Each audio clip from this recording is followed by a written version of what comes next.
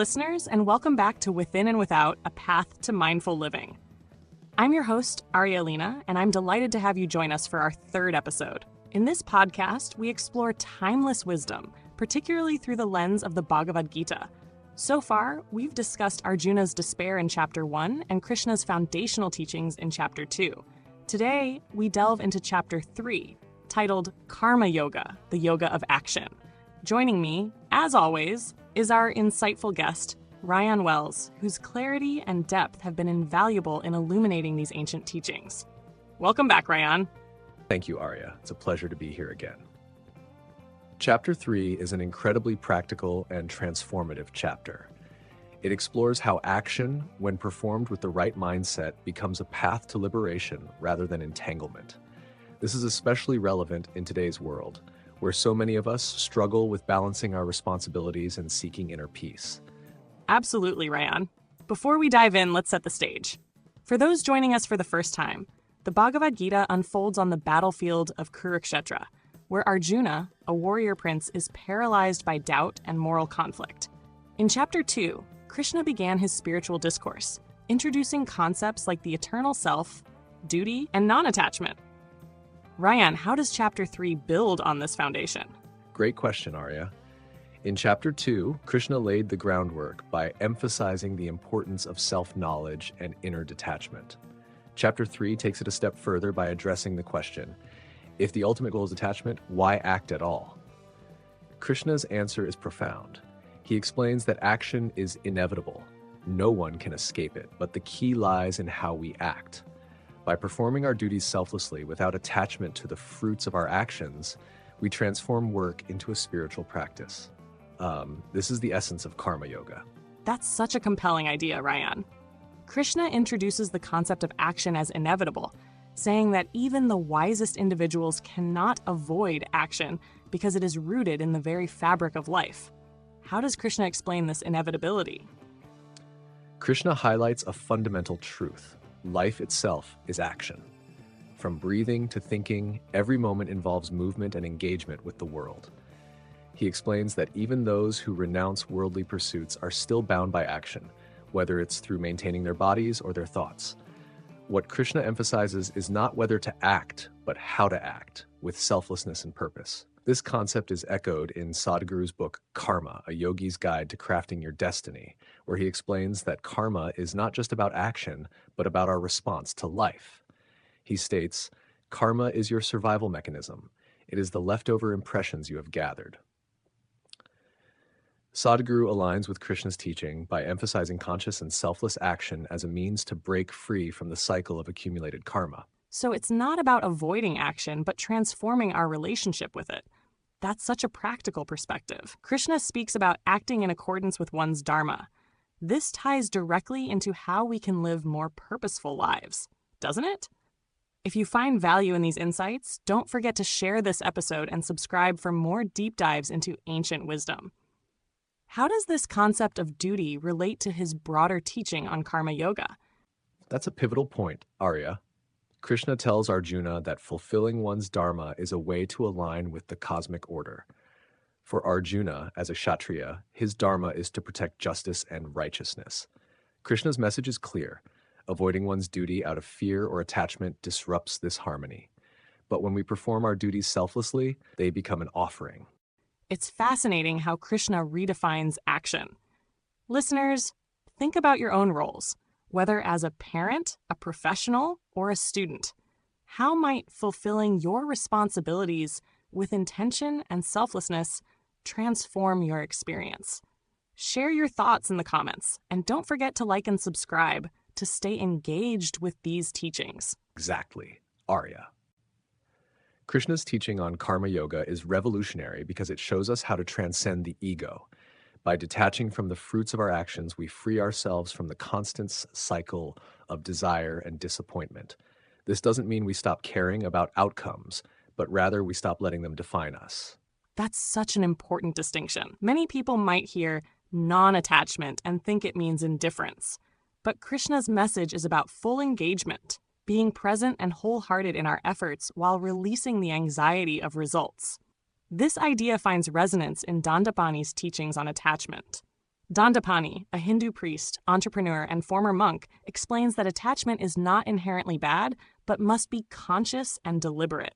He states, attachment is only a problem when it controls us rather than us controlling it.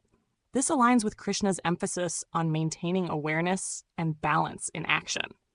How does this idea resonate with modern mindfulness practices? It aligns beautifully, Arya. Mindfulness emphasizes being fully present in the moment, whether you're meditating, working, or having a conversation. Krishna's advice to Arjuna mirrors this. Focus on the action itself, not the outcome. This approach fosters a sense of inner peace and clarity, even in the midst of life's challenges. Speaking of challenges, Krishna also addresses the nature of desire and how it can entangle us. He warns Arjuna about the dangers of being driven by selfish cravings. Rayan, how does Krishna suggest we overcome this tendency?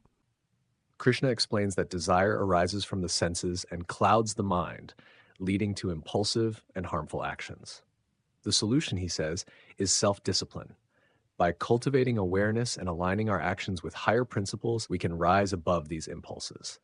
This is where practices like meditation and introspection become invaluable. Let's expand on that. For someone living in a results-driven world, where deadlines and external validation are constant pressures, how can self-discipline and mindfulness create a shift? It's about changing our focus, Arya. Instead of letting external pressures dictate our actions, mindfulness allows us to reconnect with our inner values. For example, in the workplace, self-discipline might mean prioritizing quality over quantity, staying true to ethical standards, and maintaining a sense of balance. Mindfulness teaches us to pause, observe our thoughts, and act intentionally rather than reacting impulsively. That's such a practical approach. Let's take a moment to consider how this applies to relationships. Many people struggle with expectations in relationships, seeking validation, or getting caught up in cycles of blame and disappointment. How might Krishna's teachings help here? Relationships are an excellent example, Arya. Krishna's guidance encourages us to focus on what we can control, our own actions and intentions. If we approach relationships with selflessness and authenticity, we create space for genuine connection. At the same time, releasing attachment to specific outcomes, like expecting constant appreciation or agreement, reduces conflict and fosters harmony. Listeners, think about a relationship in your life where expectations might be causing tension. What would happen if you shifted your focus to your intentions and let go of the need for a particular response? Share your reflections with us, and don't forget to journal about it for deeper insights. That's a wonderful exercise, Arya. And it ties beautifully into Krishna's broader message. When we align our actions with our values and release attachment to results, we not only reduce our own suffering, but also create a ripple effect of positivity in our environment. Absolutely, Rayan. Next, we'll explore practical exercises for integrating karma yoga into daily life and discuss how these teachings help cultivate mindfulness. As we deepen our exploration of karma yoga, don't forget to like this episode and leave a comment sharing your thoughts on practicing mindfulness in your daily actions. I want to discuss an important question. Is it truly possible to perform actions without any attachment to their results? Rayan, Krishna's teaching here is profound, but don't you think it can feel almost impossible to implement in today's world? You raise an important point, Arya. Detachment doesn't mean eliminating all desires or motivations. It's about not letting those desires control us. I think what Krishna is emphasizing is freedom from obsession with results. In a practical sense, this means we do our best, but we don't tie our self-worth or happiness to success or failure. But yes, achieving this consistently is challenging. I see where you're coming from, Rayan, but I still wonder, isn't there a risk that this philosophy might be misinterpreted as apathy? For example, if someone says, "I'll do my job, but I don't care about the outcome," doesn't that risk undermining excellence and accountability? That's a fair concern, Arya, and I think it speaks to a misunderstanding of Krishna's teaching. Non-attachment doesn't mean indifference. It means working with full commitment and care, but without being emotionally derailed by the results. In fact, this mindset often leads to higher quality work because it removes the anxiety of over-identifying with the outcome. Interesting. Listeners, what do you think? Have you ever faced a situation where worrying about the result affected your ability to perform well? How might focusing on the process itself improve your experience? Feel free to share your thoughts in the comments. Great question, Arya. And it brings us to the idea of service. Krishna highlights that when we act for the greater good rather than personal gain, our actions gain a deeper meaning. This ties beautifully to mindfulness, where intentionality transforms even mundane tasks into meaningful experiences. Dandapani, a Hindu priest and former monk, also reflects on this in his teachings about attachment. He suggests that deliberate and conscious attachment to meaningful goals can enhance focus and purpose. He states, attachment is not the problem, unconscious attachment is. By aligning Krishna's call for selfless service with Dandapani's emphasis on mindful attachment, we see how purposeful action not only serves others, but also fosters inner growth. If this resonates with you, share this episode and subscribe to explore more of these deep connections. Let's do it. That's a wonderful segue, Rayan. Shall we guide our listeners through a mindfulness exercise to embody this teaching? Listeners, if you're in a comfortable place, take a moment to pause. Close your eyes if you can and take a few deep breaths, inhaling through the nose and exhaling through the mouth. Bring to mind a task you performed recently, something simple like making a meal or writing an email. Reflect on the intention behind that action. Was it rushed or did you approach it with care and purpose? Now imagine performing that same task with full mindfulness and selflessness, focusing on the effort rather than the result. Silently repeat, I act with intention and release the outcome. When you're ready, gently open your eyes. For listeners looking to deepen their mindfulness practice, consider trying Isha Kriya, a free guided meditation offered by Sadhguru. It's a simple yet powerful tool to align your mind and body, and you can conveniently download it to your phone. Explore it today and let it enhance your journey toward mindful living. That was beautiful, Rayan. Thank you. Listeners, how did that feel? Could approaching daily tasks this way bring more peace and focus into your life? Share your reflections with us. It's practices like these that help bridge Krishna's teachings with our everyday experiences. They remind us that karma yoga isn't just a concept, it's a way of life. Absolutely, Rayan. And as we prepare to wrap up, let's reflect on how these teachings inspire us to engage fully with life, not as passive observers, but as mindful participants. Let's explore how these teachings resonate with modern spiritual thinkers like Sadhguru, Deepak Chopra, Swami Vivekananda, and the Dalai Lama. Wonderful idea, Arya. Sadhguru often emphasizes the importance of inner balance and acting with full involvement without being enslaved by results. This directly aligns with Krishna's teachings on non-attachment.